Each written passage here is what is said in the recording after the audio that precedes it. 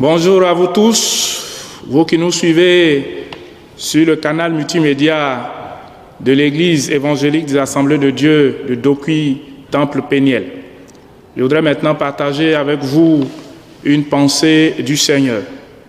Je vous invite à prendre le psaume numéro 46 et ce serait intéressant de lire tous les 12 versets. Nous allons juste lire une portion du verset 10 où le Seigneur dit ceci: « Arrêtez et sachez que je suis Dieu. Arrêtez et sachez que je suis Dieu. » L'Éternel, à travers ce cantique des fils de Corée, s'adresse à toute l'humanité. Il dit aux savants renommés, ainsi qu'aux scientifiques les plus célèbres du monde: « J'ai autorité sur toutes les nations, je domine sur toute la terre. » En effet, le peu de savoir et de savoir-faire que Dieu a accordé à l'homme lui a fait perdre la tête, au point que les hommes ont oublié, ou du moins qu'ils ont rejeté, le divin créateur. Paul le signifiera bien dans le premier chapitre de son épître aux Romains. Et au verset 22, il dit ceci: « Se vantant d'être sages, les hommes sont devenus fous. »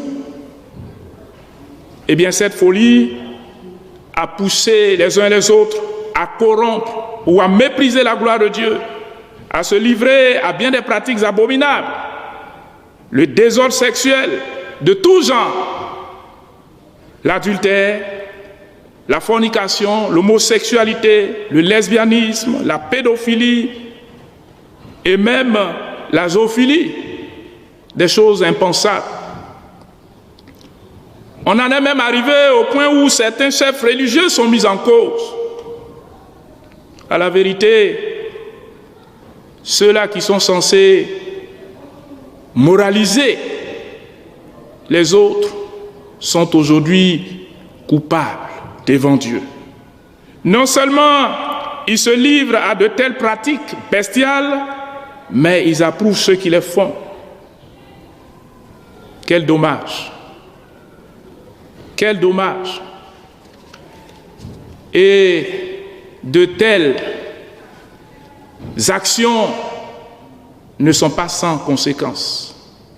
Ce qui m'amène maintenant à aborder le second volet de mon message avec vous. Les conséquences, elles sont tragiques, bien entendu.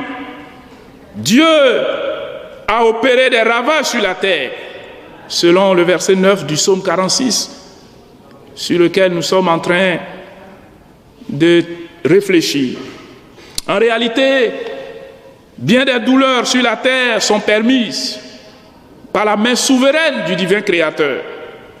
Et bien entendu, cela pour interpeller les hommes, pour interpeller la race humaine. Sans embâche, nous pouvons le dire. Oui, Dieu a volontairement laissé l'exterminateur sévir sur la terre avec le Covid-19, avec les invasions d'insectes qui presque simultanément se sont abattus sur la terre. Ces nombreux ravages, ces nombreux dommages, ces cas de contamination et de décès ici et là font partie de ce que le psalmiste a appelé ici, dans ce psaume 46, les œuvres de l'Éternel. Paradoxal, n'est-ce pas? Mais c'est parce que la main souveraine de Dieu l'a autorisé aussi. Des œuvres de l'Éternel que nous sommes appelés à contempler, dans le sens de constater, faire le constat, comme on ferait un constat après un accident de circulation. Tous ces ravages donc, bien-aimés, Dieu les a permises, Dieu les a autorisées pour nous inviter à la réflexion. Le Seigneur dit, et je le répète, arrêtez, arrêtez-vous un peu et sachez que je suis Dieu. Moi, l'Éternel, je suis souverain sur les nations et je domine sur toute la terre. Fort heureusement, nous avons une bonne nouvelle pour vous. Pour vous, frères et sœurs en Christ, pour nous donc, le corps du Christ, le peuple de Dieu, mais aussi une bonne nouvelle pour ceux-là qui sont encore loin de la vie de Dieu.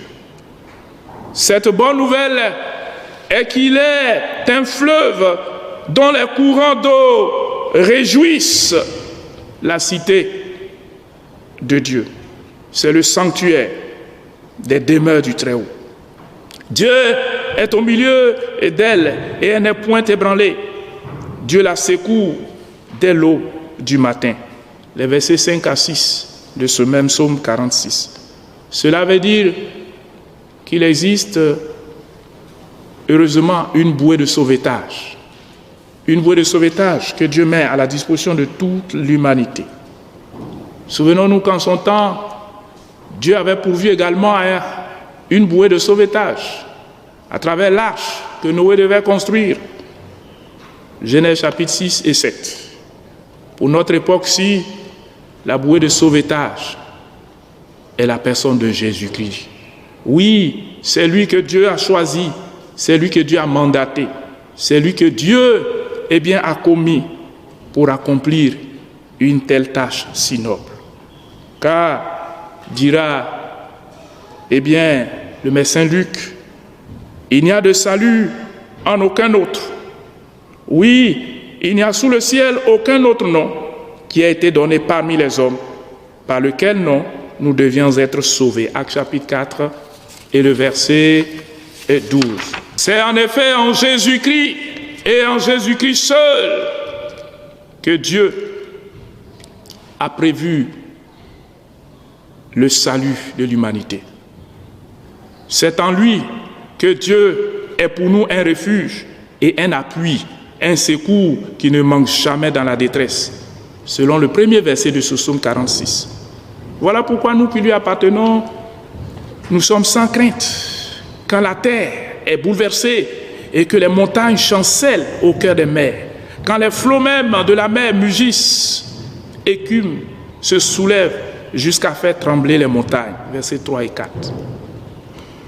Au plus fort de la crise, nous avons la paix, nous avons la sérénité, parce que nous qui lui appartenons, ce Seigneur Jésus-Christ, en lui, nous trouvons l'approbation de Dieu, le salut de Dieu.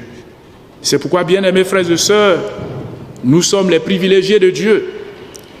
Et nous ne devons pas, par conséquent, être pris de panique en ces temps difficiles.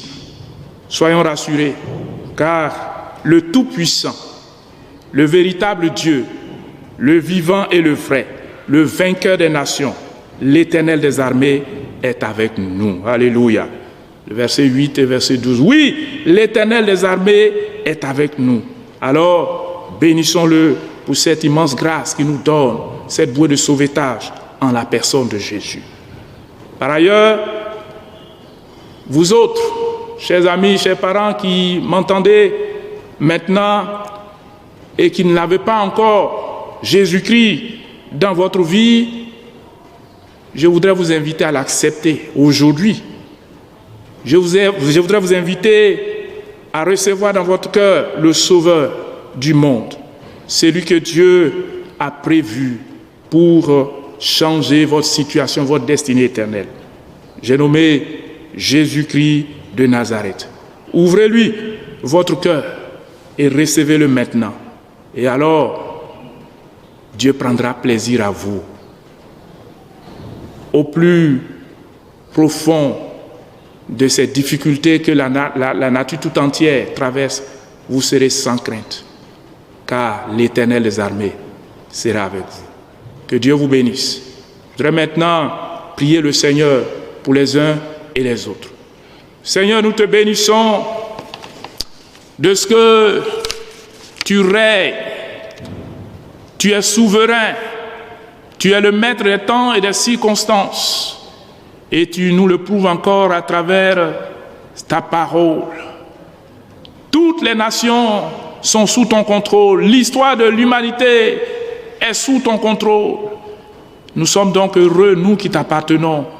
C'est pourquoi nous te bénissons, Seigneur Jésus, de ce que tu nous as fait cette grâce de te connaître et en toi d'être les élus, les privilégiés de Dieu. Aide-nous à demeurer attachés à toi, aide-nous à demeurer fidèles à toi dans cette barque qui est Jésus de Nazareth.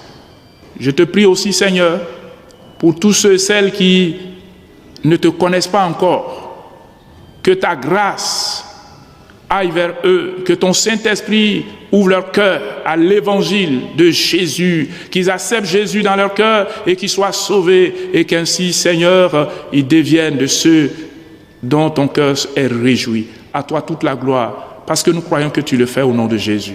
Amen.